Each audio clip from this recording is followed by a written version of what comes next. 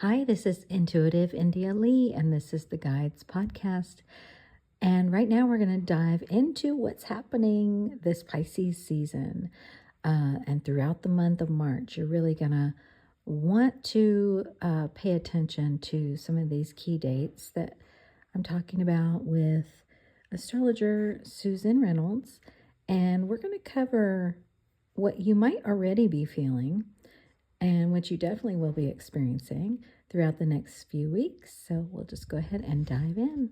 Yeah, let's get going. But yeah, Susan Reynolds and I were just discussing the month of March that we're about to delve into and the arrival of Pisces season, which has already happened a few days ago. And Susan, you were just saying you feel some energy bubbling up for March. Yeah, there's a lot going on in March astrologically, which we'll talk about. But intuitively, and I don't know if you're getting the same thing, India, it's like I'm getting this sense of something impending, like something's going to happen, like I'm waiting for it, and I'm like, what am I waiting for? Like the other shoe is going to drop, or there's going to be an anvil that falls on my head. Like I'm not exactly sure what's going to happen in March, but I can tell you right now, something's going to happen next month or this month because we're recording this in February, but it may have happened as you're listening to this. Who knows? that's right. Yeah. And we're going to know it. When this happens, we're going to be aware of it. We're going, oh, that's what Indians were talking about. Because this is something that will be seen. Because we have so much going on in March that I cannot imagine with all of this going on that we're not going to be shocked or surprised at something. And I agree with you. And as we delve into that, both intuitively and in the astrological energies, I really want to touch on something.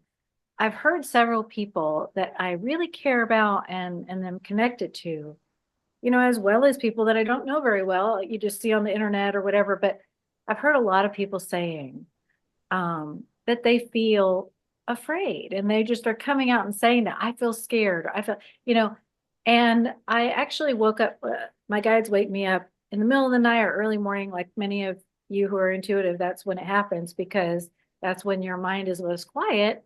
So that's when things are going to bubble up and pop up.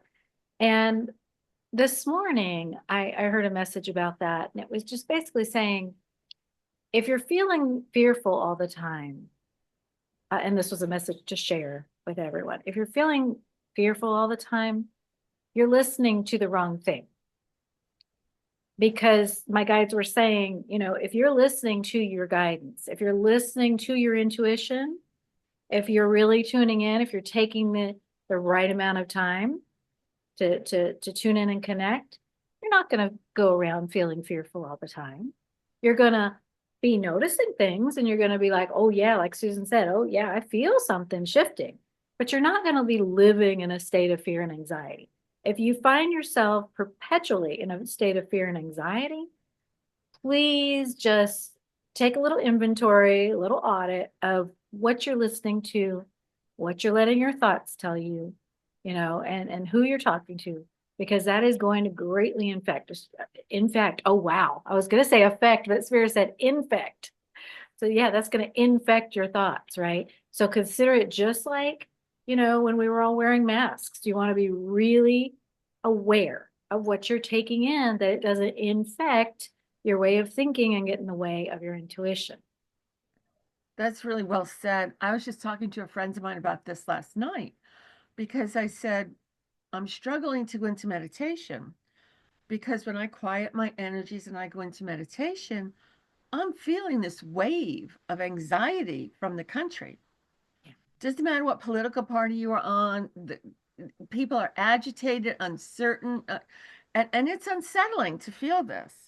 So I have had to start protecting my energy field more when I go into meditation, because I want to reach a higher level. I don't want to just connect to everybody's anxiety. So make sure when you are around a lot of people, a classroom, the grocery store, a movie theater, a sporting event, make sure you're protecting your energy field. Surround yourself with light, sort of brush yourself off. Make sure you're carrying your own energy. And I'm going to tell you something I'm telling my clients all the time. We're going to be fine. Our country is going to be fine. This is going to be bumpy. And I'm not going to lie, it is going to be a bumpy year. But we're going to come through this. We came through COVID. We came through 9/11. We came through a whole lot. Right. So yes, this is unsettling, but it's not going to destroy our nation. Right. We're going to be okay. We're going to come out the other side.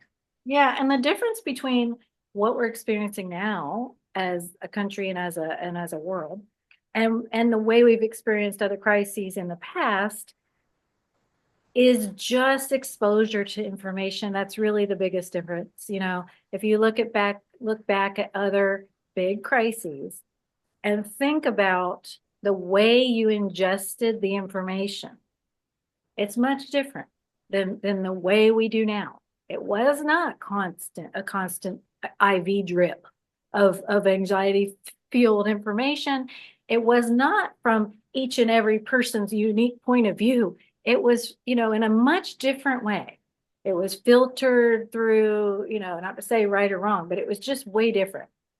So you really want to keep that in mind when you are saying, oh, things feel so much worse than ever before. No, you're feeling it on a micro level, whereas in the past, in the 80s and the 70s and even the 90s, we were experiencing things on a much more macro level and in a much more watered down way. So please keep that in mind and be a responsible custodian, guardian to that innocent child part of you. You wouldn't let a child sit in front of something scary 24/7, so you don't either, because you do have that part of you. I'm going to say this year in 2025, I think the first half of 2025 is more upsetting than the second half. So we've only got a few more months till July, March through July. We've already made it through January, February. So we've only got 4 more months where I think the second half, we're going to see some changes. We're going to see some shifts. We're going to see some more light coming through, some more positivity, like, okay, here's the good news coming kind of thing. But yes, it's unsettling. We don't know what's going on. A lot of changes are happening. But you have to make sure you are staying centered and you don't give in to fear. Because once you do that, it's really hard. Just like you said, it infects you and it's hard to let go of that. What if I lose my job? What if this? I'm 70 and my friends talk about, what if we lose our Social Security? What if they take it away? What if we don't have Medicare? We can go down a road, folks, about any part of your life with the what ifs. And it does nothing to help your life. And it takes away your peace. So do not let yourself go down that road. Yeah, and then it gets harder to hear the ways that spirit is trying to help you, because remember, spirit or the universe's goal in all of this that we're going through is to bring change that will elevate us. So it may not be right away, but the elevation is happening. So to just sort of keep your eye on that and open yourself up to, how might I be being used in this elevation of the planet? What can I do to contribute, even if it's just cultivating peace within myself? And that's huge. Making your own energy and your own physical self and mental self and emotional self into a peaceful haven is huge. It doesn't matter if you don't talk to anybody all day. That's still a huge thing to do for the earth, because you're creating that little part that you're responsible for is peaceful. And that's amazing. Absolutely. Absolutely. I'm going to say March, I think. Many astrologers agree with me, many may not. I look at March as the most pivotal month this year. We have a lot of stuff going on. And one of the major things that we have going on this month is that it is the kickoff for eclipses. In March, we have 2 eclipses happening, the first of 2025.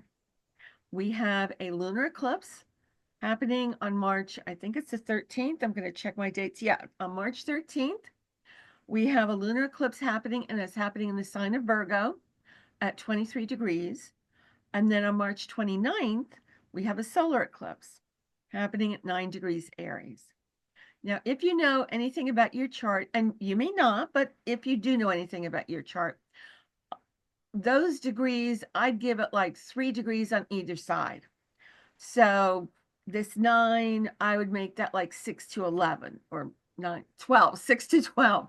If you have anything in your chart between 6 degrees and 12 degrees, that may be activated at this time. So if you know any astrology, or you want to get an astrology reading, or you want to look at your chart in a certain way, look and see if you have planets in that range. And if you're looking at the 23 degrees Virgo, that would be 20 degrees Virgo to 26 degrees Virgo. If you have anything in your chart during those degrees, it may be set off. Eclipses are dramatic astrological happenings. When we have an eclipse, eclipses tend to reveal things. You know, when we have a lunar eclipse, we have the moon sort of getting between the earth and the sun, and it eclipses the light of the moon. And so lunar eclipses can tend to be more emotional.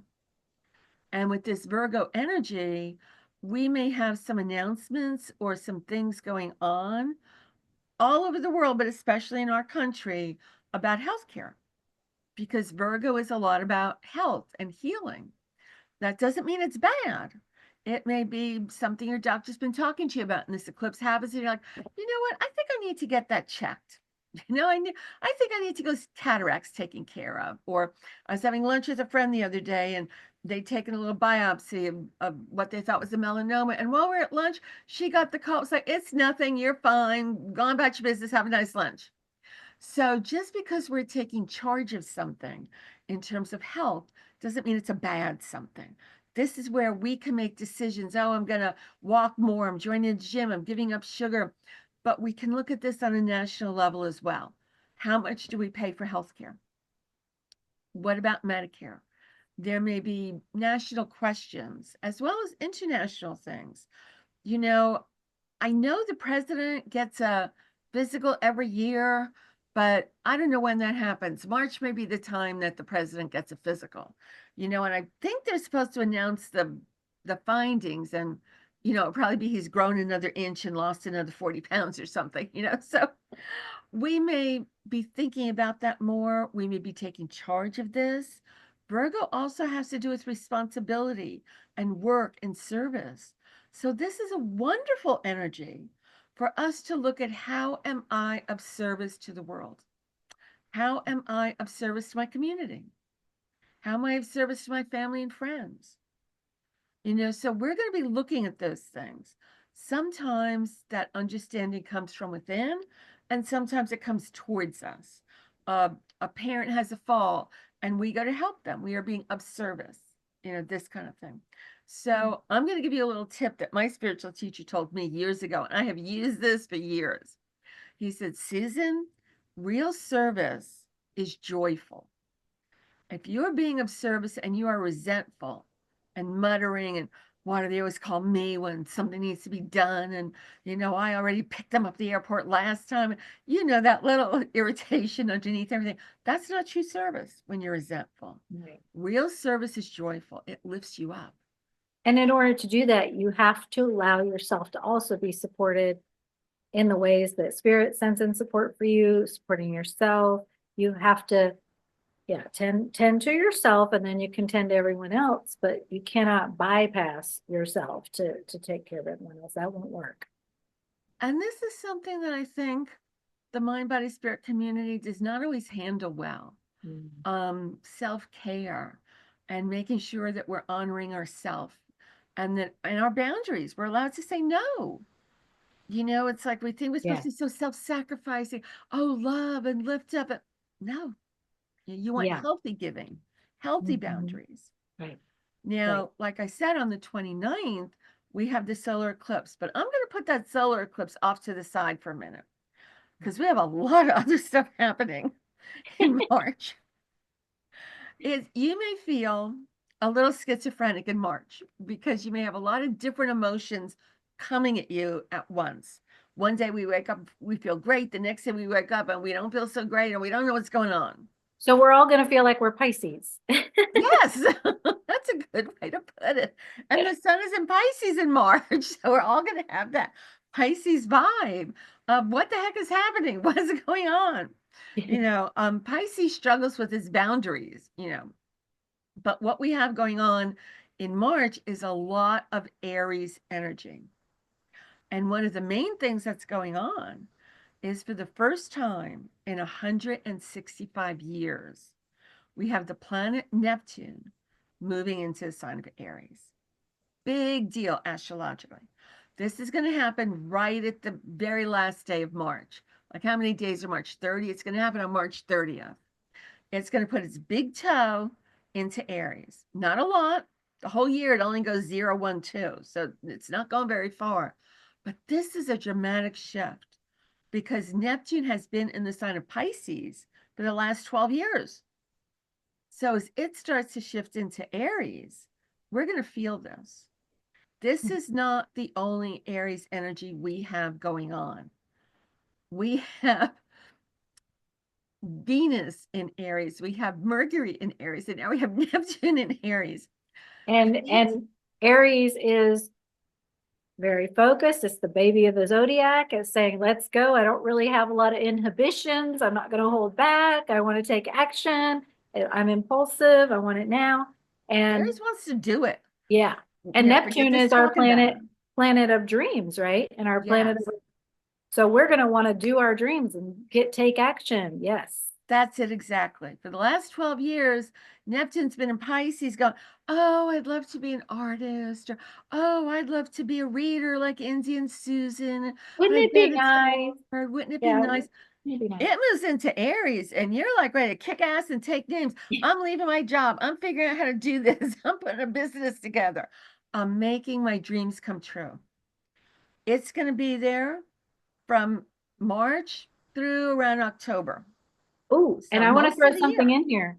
March through October. So I want to throw something in with this because I always pull cards while Susan's talking. And one thing that's coming out with this energy is the Tower with the energy of the child within, the inner child. So this is going to be a time from March till November where your inner child's going to take over and be like, I want this and I want it now and I want to do it. And I don't care if it makes sense. And just let's plow ahead. And so you will want to listen to your inner child, and you'll also want to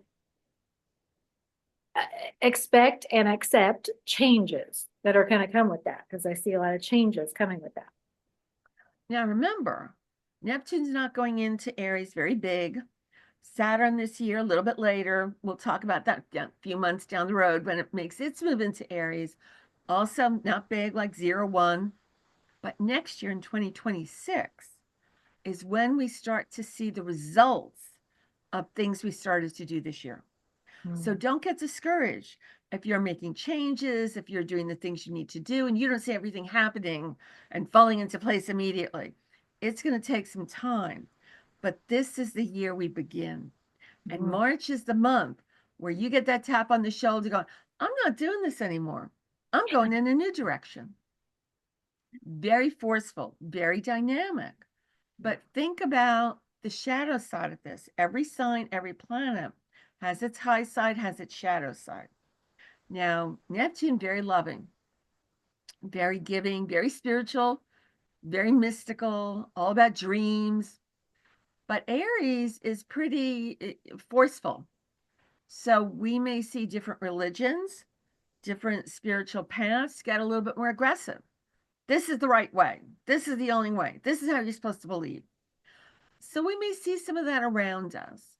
Or we may also have friends and relatives come and talk to us about, oh, you know that crazy energy healing you do? What is it? Reiki? What is that? What is that all about? We may see people speaking up and asking questions and getting interested in things that just a few years ago they poo-pooed. This is going to open up a lot of energy. And if you do anything artistic or creative or imaginative, boom, it's going to skyrocket. You may explore a new genre of art and creativity. You might always work in watercolors and now you go into oils, or you suddenly decide to start writing a book. This is about beginnings, beginnings of your dreams. You said that very well, India. It is about working to make our dreams come true. Thank you. Do you feel that, so Mercury goes into retrograde in Pisces on March 29th?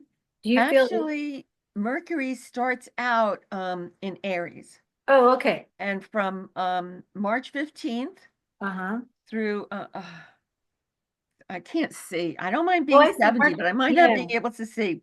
So March from March 14th 15th through through April April 6th, 7th. it's in Okay. Aries. Okay. But wait a second. But it does retrograde back into Pisces. Pisces. So we have retrograde Mercury in Okay. 2 different signs. It's retrograde in Aries, Yeah. and then it retrogrades further back into Pisces. And that'll be So- going on for a month. So Yeah. with that happening, does that retrograde energy with Mercury, how will that interact with Neptune and Well, Aries? first of all, retrograde Mercury in general, Mercury is about our communication.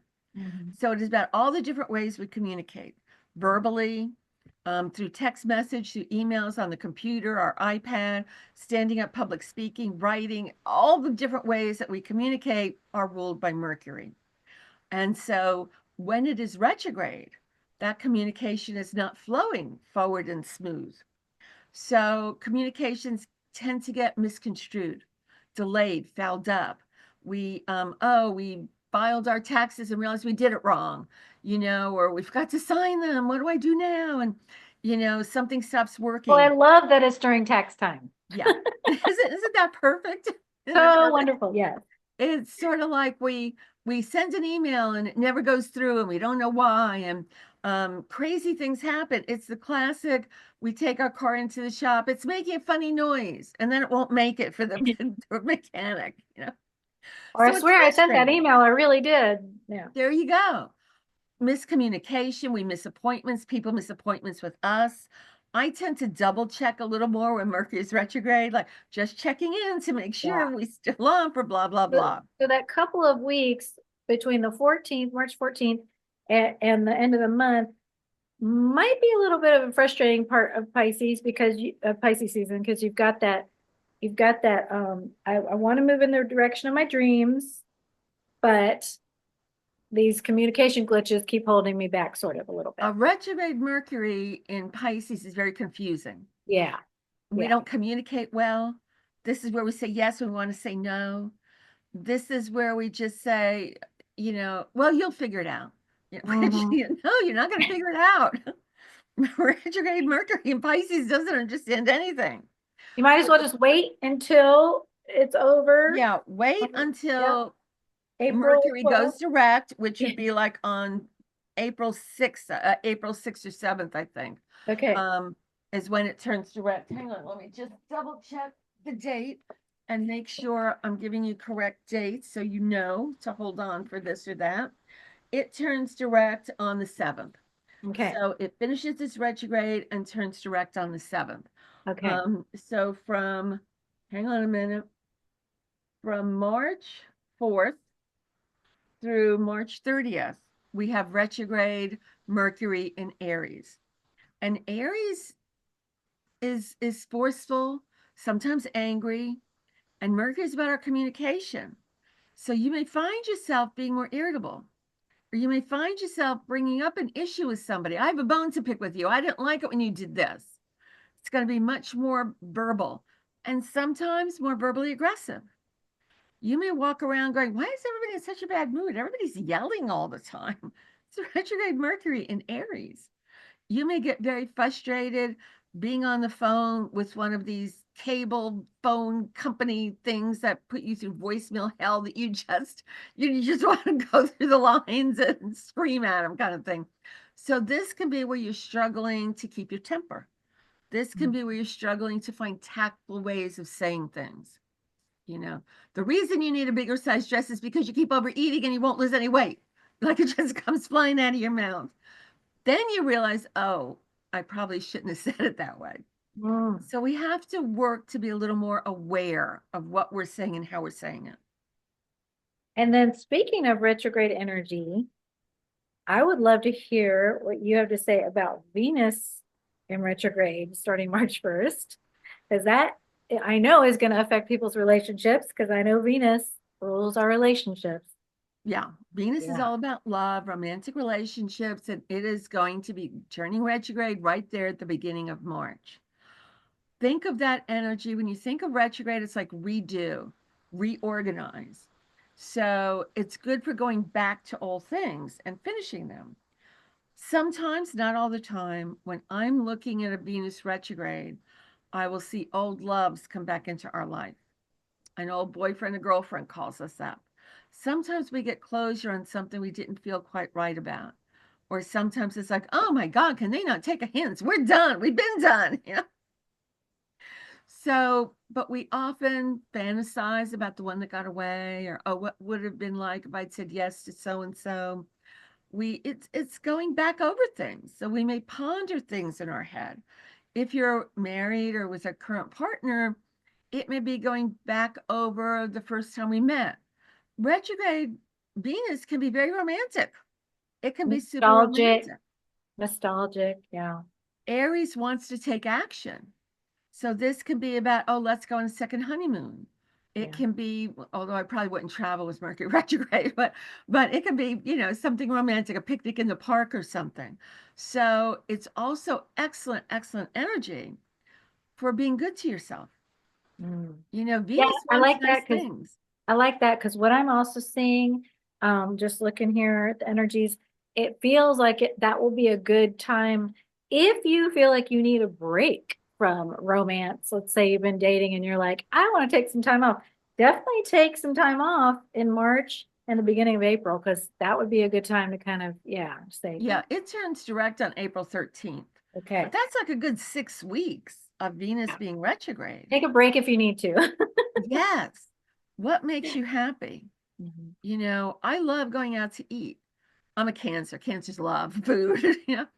So this could be discovering new restaurants. It could be learning new recipes. It could be inviting the family over for a birthday dinner that you cook yourself. This could be spending, because Venus wants something nice. And Aries is impulsive and immediate. Oh my God, these shoes are fabulous. Here, put them on my card. Then in the second half of April, you get the bill and you're like, oh my God, what was I thinking? So it's a lovely, lovely energy, because most of us tend to put ourselves last. We're good, kind people who are thinking about other people. Retrograde Venus is like, I never did get to take that music lesson I always wanted, or I'm going to buy a piano and take piano lessons. Retrograde Venus is very good for taking care of yourself. But remember what Indy and I have just said about how forceful Aries can be. Aries is ruled by Mars, and there's a bit of temper there. Venus is our partner, our spouse. We can be angry in the moment and say something that can be hurtful. So you're going to need to watch that. Our temper comes out. We're impatient. Didn't I tell you to get milk? Can you not do anything right? And then we drive to the store to get it ourselves and realize, oh, I can't believe I treated him or her like that. So we can be a little grumpy in the moment, a little irritable, a little impatient. And especially with the one we love the most. Sadly, we treat the one we love the most the worst. So, and even if you are walking around, love and light, peace on earth, and sprinkling rainbows and unicorns wherever you go, you may have this forceful Aries energy come at you from other people. It may be your spouse or partner who's irritable and impatient with you. So you're going to not get upset about that. You're going to be, oh, okay. Susan and you told me about this.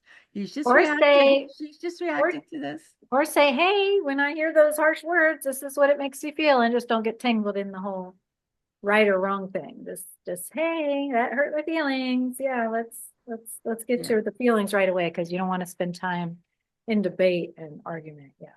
Because Aries is so immediate, we often forget to stop and think about this. Yeah. We forget to give ourselves those moments to reflect. We just react immediately. And sometimes that's a good thing, but sometimes it's not. Yeah. Now something here talking about that forceful energy and possibly structure that I want to learn about is on March 12th. What does it mean? Saturn Kazemi? What does it mean? Saturn Kazemi. Now you're really looking at fixed stars and going into something else. And I didn't look at any of that. Okay. But in general, I would say we are looking at changes nationally and internationally. Okay. In terms of authority and leadership. Okay. That's why it can be a very, very big month So everywhere. that Saturn is coming into play with authority, with our structure, because Amy is just when the planet's close to the sun, right? That's Yes, okay. yes. And we also have, a supermoon. And Okay. so that's when the moon is closer to the earth, appears bigger, brighter. So a lot of emotion is Okay. going to be floating around in March. Okay. So make sure you are doing whatever you need to do to stay grounded. It feels like the Walking, middle of yes. March, especially because that's when that Kazumi is happening. Also, it's when the eclipse, you talked about the lunar eclipse in Virgo. And Let me talk a little bit about the and solar eclipse. oh, so you haven't gotten to that yet. Okay, I so hadn't gone to, you're I talked right. about There the is lunar. so much happening in March. I'm gonna let you do that in organized manner. I'm just looking at everything going, oh my gosh, what about this? What about that? It feels like the middle of the month is when there will be a middle of March is when there will be a heightened everything. Technically, yes. But people who are sensitive, people who are aware, which is most of our clients and most of our client base, they're going to pick up this energy earlier.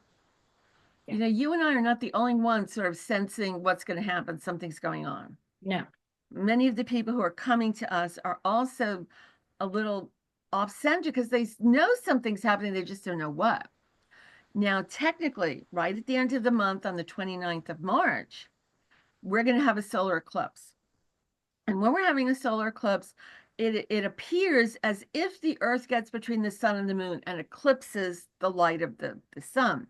It doesn't actually do that. It just appears to be doing that kind of thing. So a solar eclipse is more outward than the lunar eclipse, which is more emotional. But guess what sign this solar eclipse is in? It's in Aries. Yeah. More Aries energy at 9 degrees. Everywhere we turn in March, we're getting slapped in the face with Aries energy. So we have to make sure that we are using that appropriately. Start a new project, be more physical, join the gym, go for walking, clean the house, do the physical projects you've been putting off. One of the things I love the most about Aries energy is that it is courageous. So, what are things that you are a little scared to do? Start a business, give a talk, volunteer to lead a meeting. You know, you don't have to be sailing around the world to be doing something courageous. Public speaking is hard for everybody. And if you volunteer to do that, let me tell you, that's a big courageous item, especially with leaders, because Aries is a cardinal sign. Aries, Cancer, Libra, and Capricorn are the cardinal signs. And these 4 signs are really going to notice this energy in March because it's going to hit their planets and it's going to activate, a lot of energy in their charts. So that's not a bad thing, but we're going to see what is going on with us reflected in our leaders. So, a few years ago, I think Biden was still president, but I'm not sure. It may have been Trump's first term. There was something in the news about 2 congressional people almost got into a fist fight on the floor of Congress. That's what this energy is like. That's what we may be hearing about. Eclipses are what I call astrological wormholes. They take us from one reality to a different reality in the blink of an eye. Mhm. What if something happened to somebody important's health? And I'm not wishing anything bad on anybody. I'm just making stuff up, like examples. What if, I know when Biden was in office, he had to have, I don't know, some sort of exam and he went under, like for 45 minutes, Harris was president. What if the same thing was happening and Trump had to go under anesthesia for an hour and Vance was president for an hour? Things that we might hear about that have an action, have a consequence with our leaders. We may hear big announcements coming up from our leaders. Eclipses take us to different realities and we look at things in a different way. So this could be kind of, what? Say that again? Like we may be struggling a little bit to keep up. Just talking about all of this, I'm like, my head is spinning. There's so much going on next month. So with that, let's just take a moment to I want to inject a little practice for everybody. So you've been listening for about 40 minutes. You've taken in a lot. And so let's just do a little practice. Just taking in everything that Susan's been saying, taking in everything that I've been saying about these energies, and just connecting in with, okay, I have an awareness of everything that's happening in the world and the energies and the astrology, and it helps to know everything that's happening. It's sort of like knowing the weather. It just helps. And it helps to know when there's going to be a big weather event, or when there's going to be this sort of trend that you're going to be living with. And just taking in that information, but also at the same time, dropping down almost like a plumb line with a weight on the bottom, dropping down, letting that weight, plumb line weight, go all the way down to your belly, to your sacral chakra, and to your root chakra. And just, how a carpenter might let that thing just kind of level out for a minute. And see when it sort of stops swinging, when a pendulum stops swinging, you're going to do that. Bringing your awareness down into the center of your being and waiting and breathing deeply until it's still. Just like if you had shaken up the snow globe, and when that snow globe kind of settles, and that's all your thoughts and all the information and all of the knowledge is kind of settling. And then you're tapping into your clarity of focus, your clarity, where you can listen in to what your guides are saying, to what your higher self is saying, to what your intuition is saying.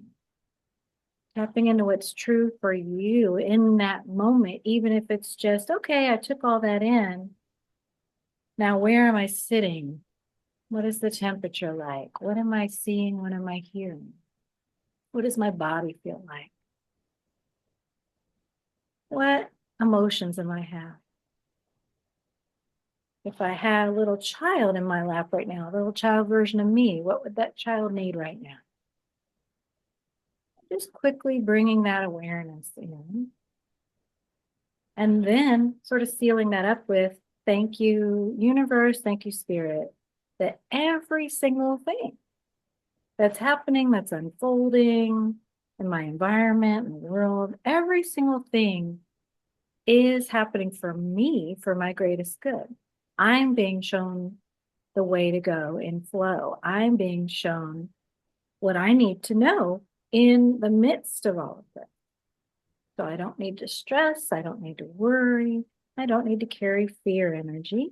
I can just be informed, be aware, and listen to the ways that I can move through all of this thickness in a way that serves me and lifts me up. Yeah, it makes me a wonderful bit of peace and heaven on earth right here in this physical body. Okay, and so that took 4 minutes. And you can do that at any point, whether you're listening to the news, listening to a friend, learning about the astrology, whatever you're doing, just taking those moments to recenter and to come back into your energy, but with an awareness. And also maybe even an excitement. Look at this time that I live in. Look at all these things that my soul gets to be here on earth to do and to experience and to possibly change in whatever ways I'm used to do that. So, beautiful. That feels good. I love that. That was so well done. Yeah. I'm looking at March as new doors are opening. Yeah. New opportunities are coming. New enthusiasm. So it's exciting.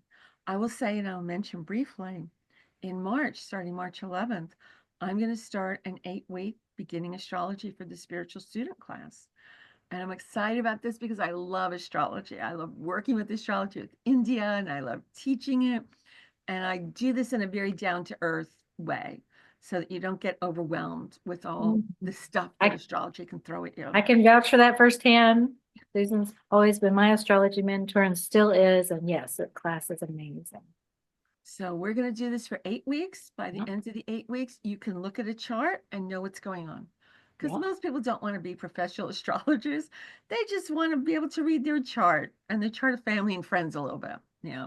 Yeah, and then we also talked a lot about listening to your intuition, knowing how to do that.